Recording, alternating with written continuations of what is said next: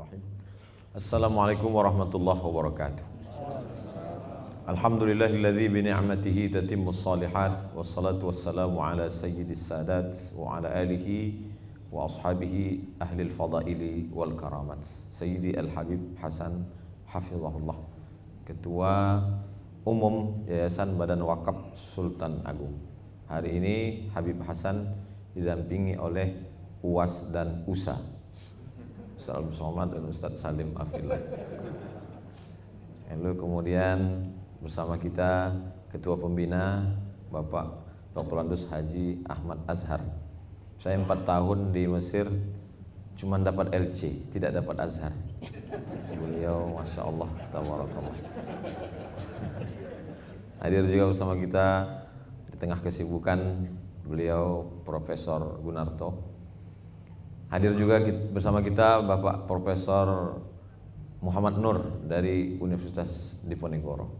Hadirin hadirat keluarga besar Yayasan Badan Wakaf Sultan Agung yang tak dapat saya sebutkan satu persatu, insyaallah semuanya dimuliakan Allah Subhanahu wa taala. Amin ya rabbal alamin. Ketika peradaban barat itu besar, maka kalau ditelusuri akarnya, mereka menjauhkan umat itu dari agama melalui tokoh agama. Maka orang barat tetap percaya kepada Tuhan, tapi tidak percaya kepada agama karena tokoh agama. Maka muncullah satu aliran yang disebut dengan agnostik. Jadi kata mereka, Tuhan terlalu besar untuk diklaim oleh satu agama. Di antara buku yang populer menulis kejahatan-kejahatan tokoh agama adalah The Dark History of Pope, sejarah hitam tokoh agama. Jadi diceritakanlah bagaimana perselingkuhan tokoh agama, lalu kemudian tokoh agama menjual barang-barang aset agama, sehingga akhirnya masyarakat menjadi krisis kepercayaan terhadap tokoh agama. Akhirnya melepaskan diri dari agama, tapi di lubuk hatinya yang paling dalam dia tetap bertuhan. Jadi kalau hari ini kita lihat bagaimana blow up terhadap berita terhadap tokoh agama, nampaknya aroma-aroma yang terjadi pada abad ke-15 di Eropa, masa Renaissance, itu sudah sampai ke tempat kita. Yang intinya adalah supaya anak-anak muda ini tidak percaya lagi kepada agama melalui krisis kepercayaan terhadap tokoh agama. Jadi masalahnya adalah masalah trust. Saya percaya pada Allah, saya percaya kepada Rasulullah, tapi kalau kepada Ustadz Somad saya tidak percaya. Nah, itu. Jadi kehadiran saya di Unisula ini menambah keyakinan umat bahwa saya masih didengar, mengobat sakit hati diusir dari Singapura. Bagaimana supaya orang tidak percaya kepada tokoh agama? Lalu kemudian umat dilepaskan dari teks agama. Jadi membaca kitab suci itu tidak lagi dengan membaca kacamata tafsir, bukan ulumul Quran, tapi dengan metode hermeneutik. Hermeneutik adalah metode membaca kitab suci yang dikembangkan di barat untuk menggunakan pisau kritisisme terhadap kitab suci, sehingga kudusiyatul Quran, kesucian kitab suci itu dilepas, dipreteli satu persatu. Jadi kalau kita lihat di kalangan peneliti kajian keagamaan, muncul kajian rekonstruksi terhadap pemahaman Al-Quran. Itu sebenarnya hanyalah baju ilmiah yang isinya adalah sudah dilakukan. Jadi dua dasar ini pada masa Renaissance, kebangkitan Eropa, melepaskan manusia dari agama melalui dua jalur. Pertama, kajian kritisisme terhadap teks agama. Yang kedua adalah melepaskan umat dari tokoh agama sehingga umat itu menjadi liar. Kalau sudah dia liar, tapi pada dasarnya manusia tidak bisa liar, dia tetap ingin menjadi tokoh. Maka karena sudah tak percaya kepada tokoh agama, akhirnya mereka menokohkan filsafat filosof barat. Akhirnya yang menjadi tokoh adalah tokoh-tokoh filosof yang sebagian besarnya ateis, tidak bertuhan. Maka muncullah kalimat-kalimat Tuhan pernah ada, tapi Tuhan sudah mati. Muncullah kalimat bahwa manusia tidak pernah menciptakan Tuhan, Tuhan tidak pernah menciptakan manusia. Manusia itulah yang berhalusinasi dalam keadaan terpukul, stres berat, lalu dia memunculkan Tuhan dalam dirinya. Jadi ungkapan-ungkapan itu adalah ungkapan-ungkapan filosof abad pertengahan yang kemudian ditokohkan, akhirnya muncul apa yang disebut dengan bahasa Arab filsafat wujudiyah, atau dia hanya meyakini sesuatu yang wujud saja, yang dalam filsafat barat disebut dengan materialism, hanya percaya kepada materi saja. Kalau sudah dilepaskan dari dua tadi, mengkristal menjadi materialism, maka semua yang immateri menjadi sesuatu yang tidak ada. Tidak ada malaikat, tidak ada alam barzakh, tidak ada sorga, tidak ada neraka, tidak ada pahala, dan puncaknya adalah tidak ada Tuhan. Karena Tuhan hanyalah halusinasi, ilusi, hanyalah gambaran tentang keterpukulan seseorang menjalani hidup, akhirnya dia memunculkan sesuatu dalam pikirannya, itulah Tuhan. Menghadapi yang begini, maka tidak bisa diselesaikan oleh person, karena person akan hilang, akan binasa. Maka kata Nabi SAW, alaikum bil jamaah, hendaklah kamu berjamaah, iyyakum wal furqah, janganlah kamu sendiri. Man syazza syazza finnar, siapa yang sendiri maka dia akan sendiri masuk neraka. Yang jomblo tidak perlu tersinggung, karena maksud sendiri di sini adalah orang yang memisahkan diri dari jamaah. Dan salah satu jamaah itu adalah jamaah Badan Wakaf Sultan Agung. Dan saya dilibatkan, didudukkan di antara ketua umum, ketua pembina, rektor, sehingga kalau selamat perahu Badan Wakaf ini, maka saya pun juga ikut terselamatkan. Diumpamakan perahu besar ini bernama perahu Nabi Nuh. Jadi siapa saja yang ada di dalamnya insya Allah selamat. Siapa yang tidak berada di dalam tidak selamat. Insya Allah di antara para ustadz, saya dan Ustadz Salim dapat dipastikan keselamatan, karena kami berada di perahu yang besar ini. Sudah terbukti dari ulang tahunnya saja yang ke-70 tahun. 70 tahun adalah usia kematangan. Tapi jangan lupa, manusia umur 70 juga mulai diserang osteoporosis. Jadi kalau dia tidak rajin menjaga kesehatan, refresh, menyegarkan, maka dia akan lenyap, akan hilang. Tapi ada sesuatu yang semakin tua, semakin unik, semakin dicari. Jadi banyak sekali sekarang orang memang mencari yang tua-tua, misalnya sepeda ontel tua. Jadi ada sesuatu dicari karena kencangnya, moge. Tapi ada sesuatu yang dicari karena pelannya, makin pelan makin menarik.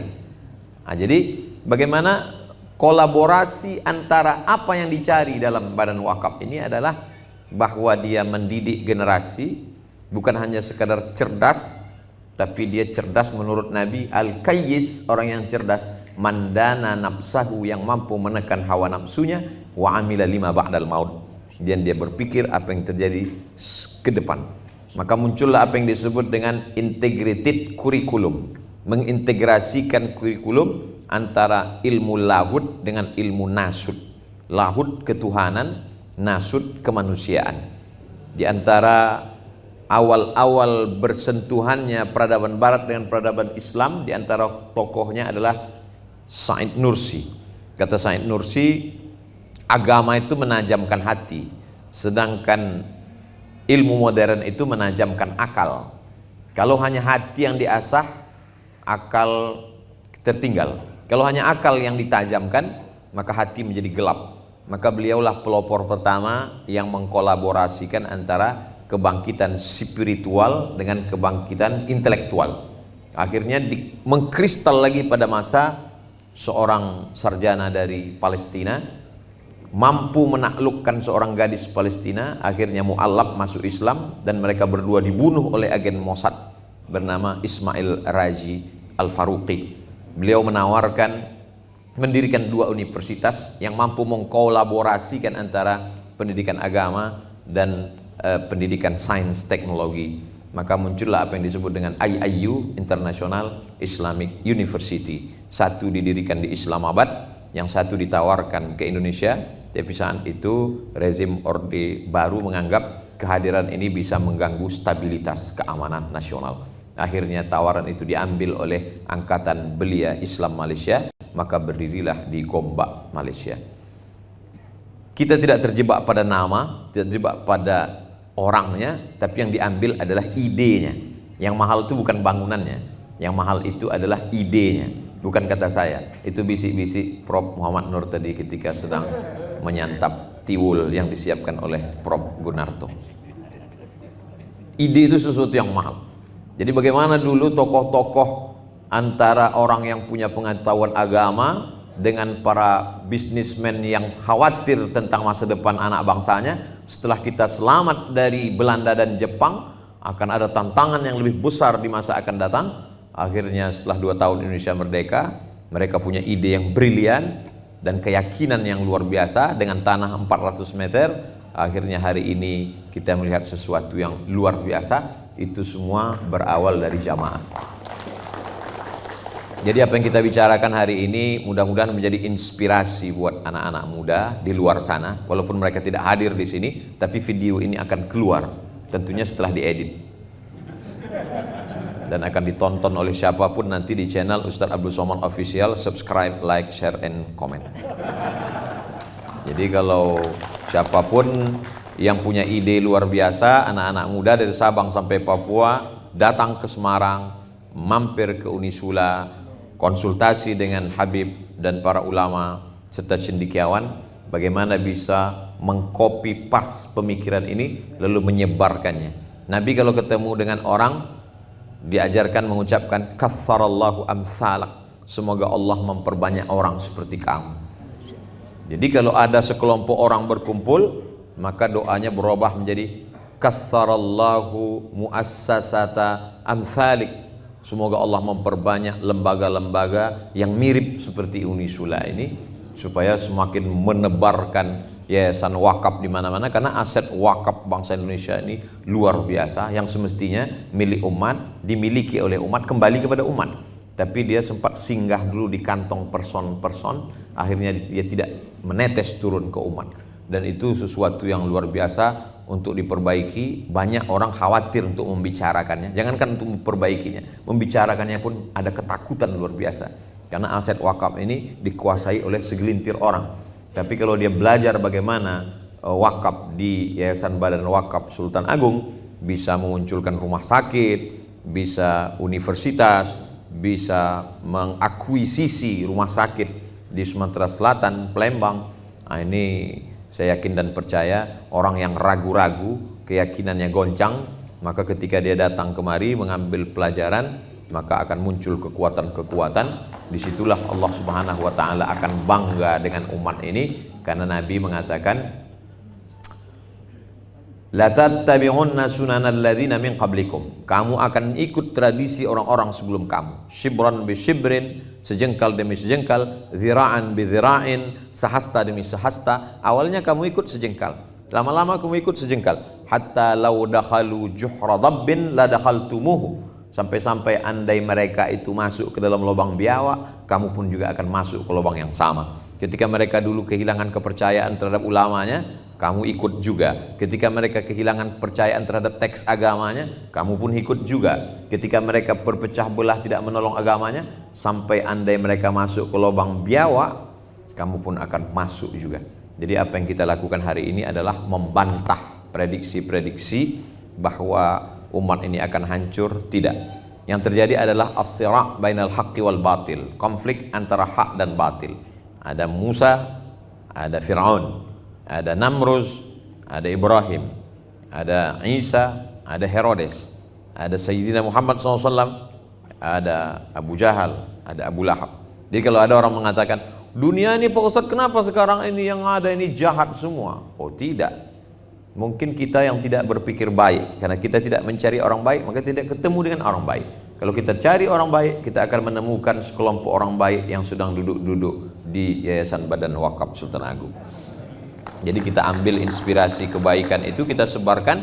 Man sanna fil islami sunnatan hasanatan, siapa yang menebarkan suatu kebaikan, falahu ajruha, dia dapat pahalanya, wa ajru man amila biha, dan mendapatkan pahala orang yang melakukannya. 16.000 mahasiswa hari ini, pahala kebaikan mereka mengalir kepada yang pertama dulu mengasaskan Yayasan Badan Wakaf ini. Bayangkan, inilah amal yang tak putus dengan kematian.